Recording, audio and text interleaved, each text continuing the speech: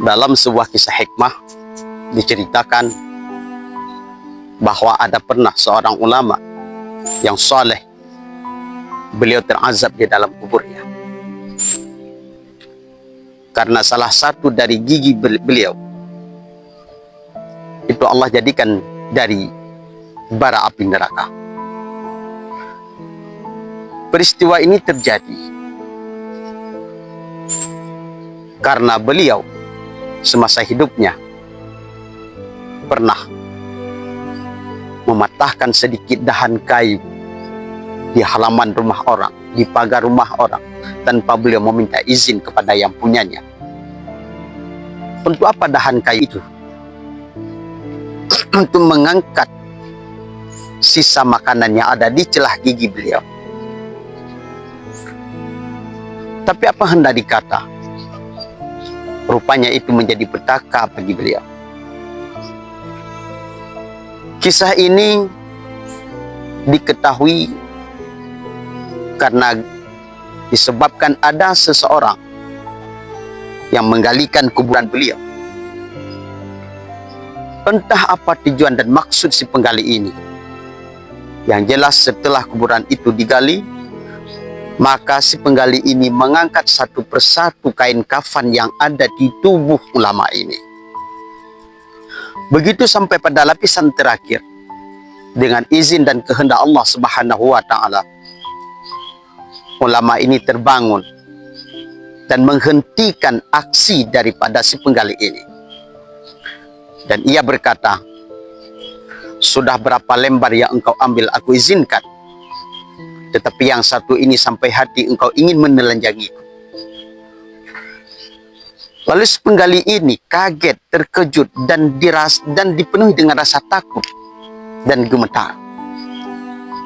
Ia pun memohon maaf kepada ulama ini. Dan ulama itu memaafkannya. Seraya ia berkata, "Aku maafkan kamu, tapi tolong bantu saya. Saya tersiksa di dalam kubur ini. Salah satu dari gigi saya ini menjadi bara neraka. Tolong engkau datang ke rumah si fulan. Mohon minta dihalalkan sedikit dahan kayu yang dulu pernah saya petik tanpa meminta izin kepada mereka." Ternyata dengan sebab dahan kayu itu, Allah mengazab saya di dalam kubur ini. Singkat ceritanya, si penggali ini datang menghadiri ke rumah yang dipesan tadi dan memohonkan izin atas dahan kayu yang dipatahkan oleh ulama tadi. Keesokan harinya, tepatnya pada waktu malam, dengan izin dan kehendak Allah, ulama ini mendatangi orang tersebut melalui mimpinya, mengucapkan terima kasih atas bantuan yang telah ia lakukan.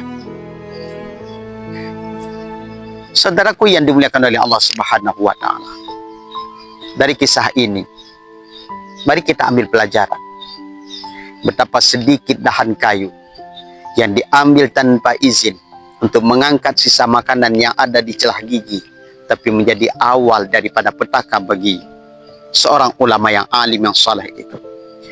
Maka bagaimana dengan kita yang hari ini kita merampas hak orang lain, menguasai hak orang lain dengan secara paksa? Bahkan tragedi pembunuhan pun sering terjadi hanya untuk merampas harta orang lain, menguasai harta orang lain, mengambil, mencuri, dan merampok harta orang lain. Bagaimana dengan harta rakyat, hak rakyat yang kita korupsi hari ini, yang mereka itu menderita karena perbuatan kita